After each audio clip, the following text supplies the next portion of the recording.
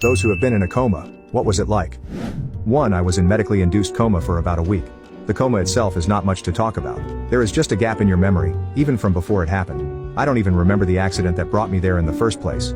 Waking up from it is much different story though. Since I was fully dosed by painkillers and sedatives and whatnot, I was basically high as kite, and since the trauma I suffered was very serious, my brain constructed very stressful. Vivia nightmares I remember to this day. 2. I was in a very short coma, 6 days after a brain hemorrhage.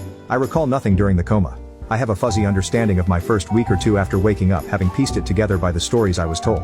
And memories of the days, leading up to it were temporarily wiped out, though they have since returned. This was over a decade ago, so take this with a grain of salt. My memory in general is imperfect at best. 3. Was hit by a car when I was 5 years old.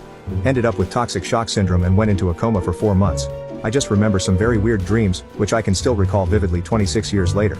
Someone mentioned something about visiting another realm.